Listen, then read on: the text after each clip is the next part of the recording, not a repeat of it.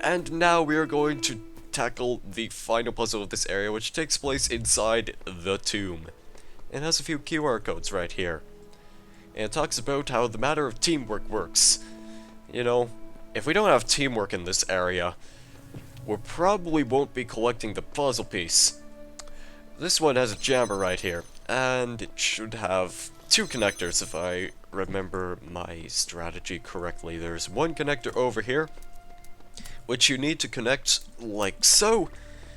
And then once you run through this door, there should be a second connector. This one is kind of a bit of a red herring. The way you have to do this is that you have to bring the connector back, and you have to connect a bunch of these together like this, and let's see if I actually did this right.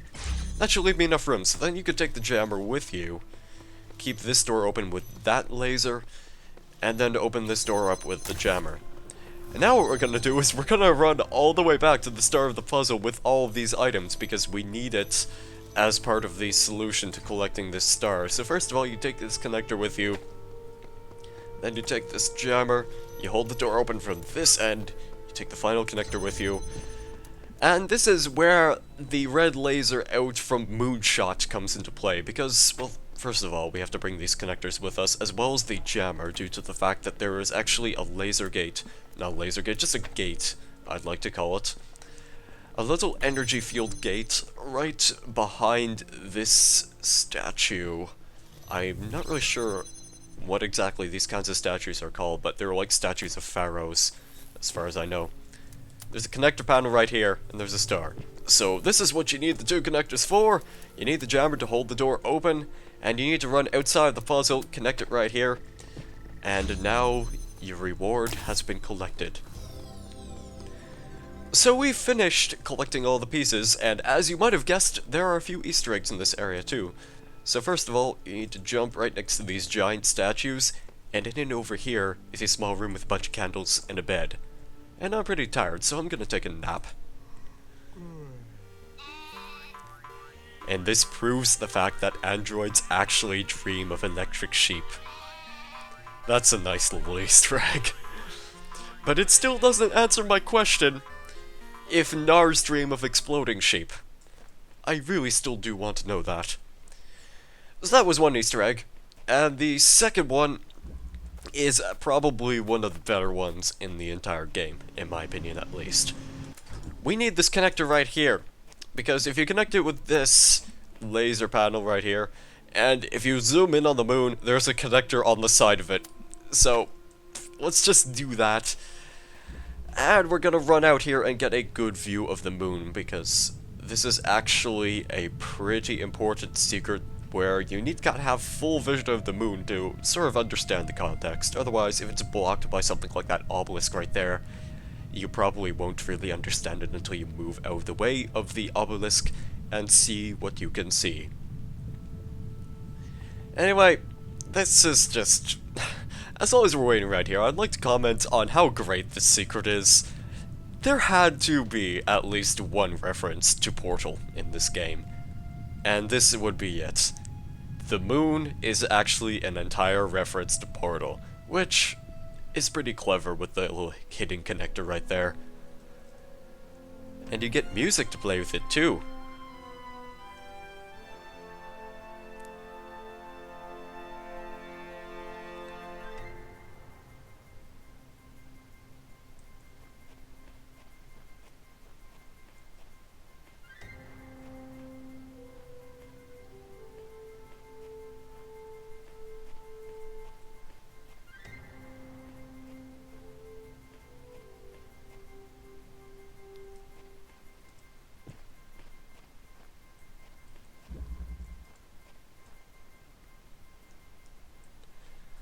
Sadly, it does not last very long. There is one final part to the secret, however, and it involves kind of another Easter egg in a sense. I think it's more like connected to this one, but if you take like the fan and you jump over here, there's actually a small key hidden right here. Now you take this key with you, and this jump can be a little bit tricky. Basically, you have to jump on the nearest fan to the wall, and you have to land up there. And you have to jump off of, like, this second to final pillar on this side of the wall. And to do this, you run towards this fan and you hold like left and forward at the same time. If you do this correctly, you should be able to jump on like so, and then you can jump over here. We need this key to get this little viewfinder, otherwise we can't use it. Once you enter the viewfinder, then if we look up towards where the moon is, we find it's Wheatley. He's right on the other side of the moon, and that's pretty great. Yeah, you can barely see that if you don't even have access to this thing, so it's probably good to go out of your way to get to witness Wheatley, which kind of blinks a little bit weirdly. It looks kind of like... it looks kind of like the eye's not exactly complete, but that might just be because we're too far away. I bet if you cheated and just like flew up there, you might get a better look of things, but that's just me anyway.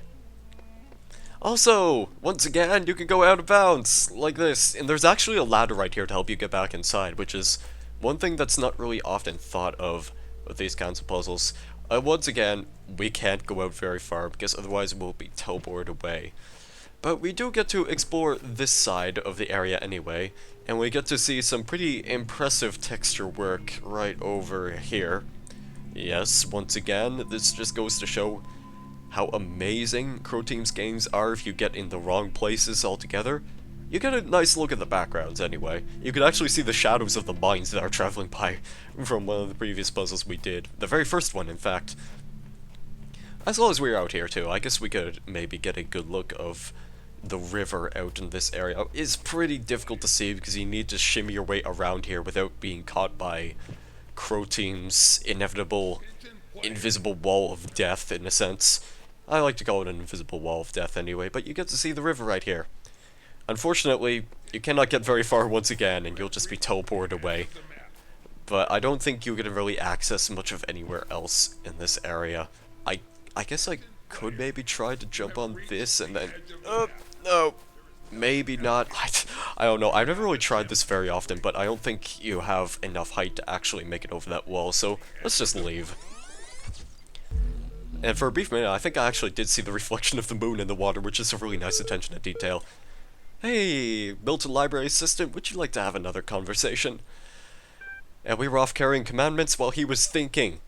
And consciousness, it's completely beyond the law of physics. Yeah, of course it is. But if consciousness is beyond the laws of physics, how can happiness physically make you jump for joy? It can't, it just feels like it can. And we are so clever according to the computer. And, you know what, I'm gonna stick with it. Why not? Have you been on that blasted computer again? What is it with you kids today and your social media and your instant messaging? Why don't you go outside and play, get some fresh air, solve some puzzles or something? Once again, that's probably one of my favorite parts of the Sam dialogue in this DLC pack. And well, I guess that's the end of our conversation, but maybe I should go make, like Sam says, and go outside, get some fresh air. If only it weren't raining. Ugh. Canada's a fun place to live sometimes. But we've done everything here, and that concludes World B2. Yes, which has some of the best Easter eggs. Anyway, let's leave. Much sadly, we still do not have enough sigils to collect this one extra object, which would be the copy machine. I'm sure we'll probably be able to do that after we complete B3, which does have... yeah, it has the piece I need, so we'll get a chance to see what that's all about later. I think I'm going to be ending the episode off right here, because traditionally I do one sub-part of the world per video. So, thank you guys very much for watching, have a great day or evening, and I guess I will see you in the next video. Goodbye.